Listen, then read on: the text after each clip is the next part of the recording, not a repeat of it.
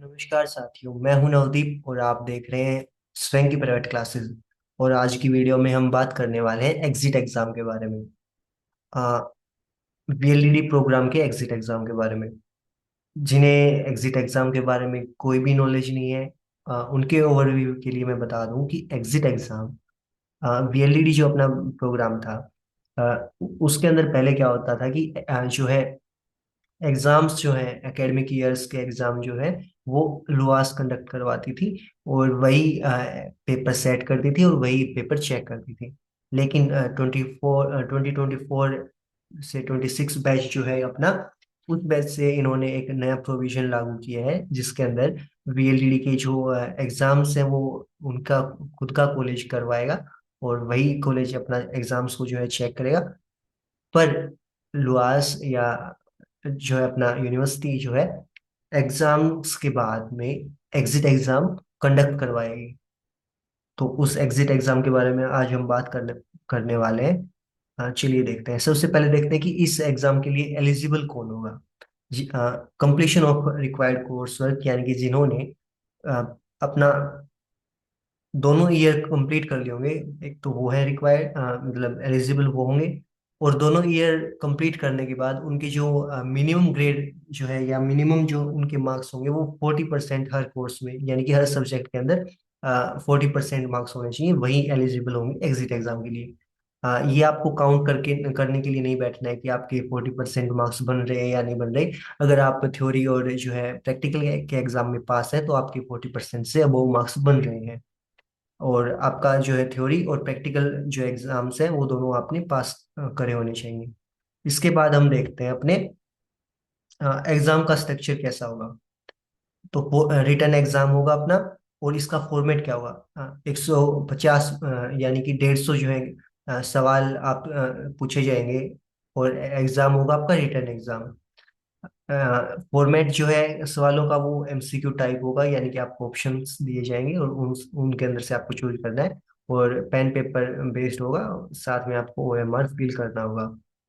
Content कहाँ से आएगा, तो कंटेंट के लिए यहाँ इन्होंने बताया है कि 40% जो कंटेंट है वो फर्स्ट ईयर के जो है कोर्सेज यानी कि सब्जेक्ट से आएगा।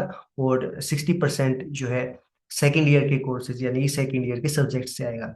यानी कि 40% यानी कि 60 मार्क जो है 60 जो क्वेश्चन है वो फर्स्ट ईयर से आएंगे और 90 जो क्वेश्चन है वो सेकेंड ईयर से आएंगे। ड्यूरेशन इस एग्जाम का 3 आवर्स होगा। और वेन्यू यानी कि आपका एग्जाम कहाँ कंडक्ट किया करवाया जाएगा वो है हिसार के अंदर लुआस जो है ये एग्जाम कंडक्ट करवाएगी, ऑर्गेनाइज करवाएगी।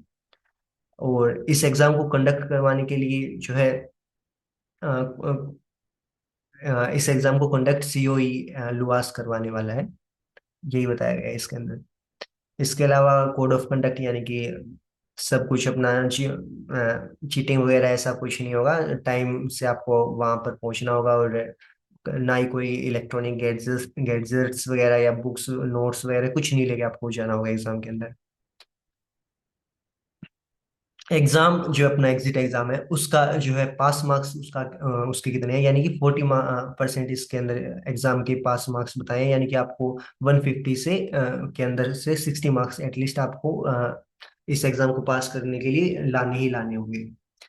इसके बाद ही आपको जो है जो डिप्लोमा सर्टिफिकेट जो आपको मिलता है वो आपको अवार्ड अवार्ड किया जाएगा।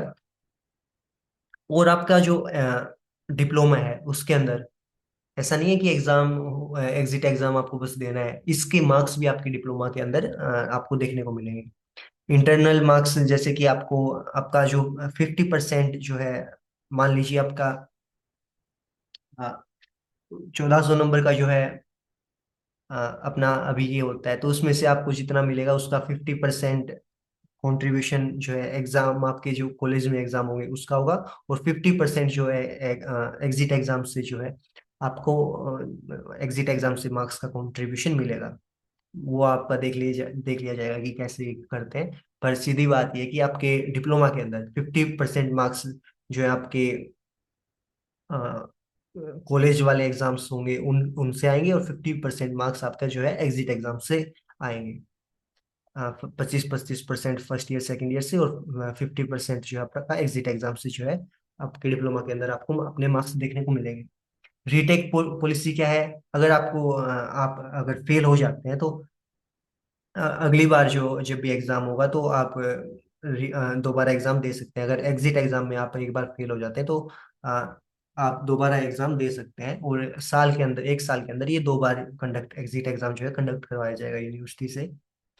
और मैक्सिमम रिटेक्स ऐसा कुछ नहीं है कि आपके पास बस 3 चांस है, 2 चांस है, ऐसा कुछ नहीं है। आप जितना चाहो उतने रिटेक्स आप दे सकते हो एग्जाम के। और इसी के बाद आपको जो है एग्जिट एग्जाम पास करने के बाद ही आपको जो है सर्टिफिकेट यानी कि डिप्लोमा आपको उसके बाद ही मिलेगा। उसके बाद monitoring and evaluation of the examination process. Okay. और अपने डायरेक्टर आईपीवीएस के पास ये just second, the director IPS will regularly review and update the examination regulation to ensure they remain relevant and aligned with field condition and advancements in veterinary sciences. Okay, तो ऐसा नहीं है कि ये स्ट्रक्चर आपका आगे चल के बदल भी सकता है। वो सब डायरेक्टर के ऊपर डिपेंड करता है, आईपीएस के डायरेक्टर के ऊपर डिपेंड करता है। ऐसा कुछ नहीं है कि मान लीजिए अगर आप बीमार हो गए एग्जिट एग्जाम वाले दिन तो आपके लिए फिर कोई स्पेशल कंसिडरेशन आपको नहीं दिया जाएगा। अ, आपको फिर अगला ही एग्जाम जो है अगले ही एग्जिट एग्जाम के अंदर फिर अपीयर होना पड़ेगा। एग्जिट एग्जाम की इन्होंने फी भी बताई है। एग्जिट एग्जाम फी जो है अपनी 1,000 पर स्टूडेंट होगा, पर हेड होगा। और अगर आप एक बार एग्जाम में फेल हो जाते हैं तो आपको दोबारा से ये फी जो है दोबारा से पे करनी होगी, 1,000 ईच टाइम।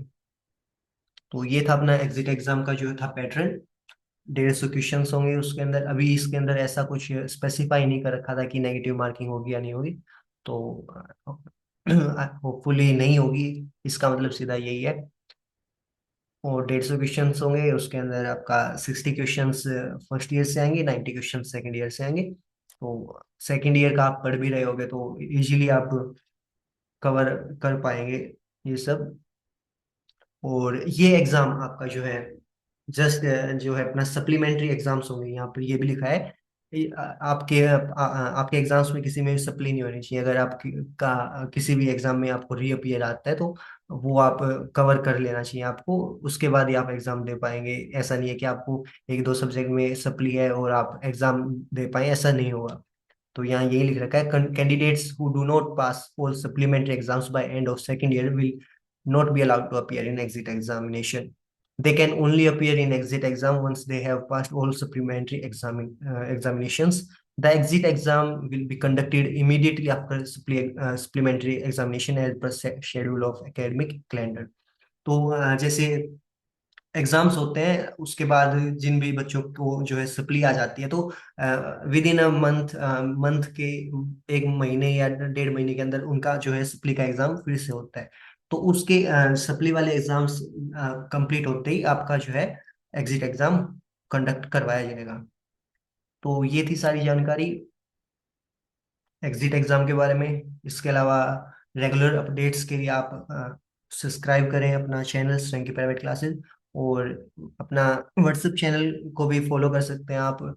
उसका लिंक हम कमेंट सेक्शन में दे देंगे, ताकि आपको रेगुलरली जो भी पैरावेटनरी रिलेवेंट अपडेट्स होंगे आपको टाइम टू टाइम मिलते रहें।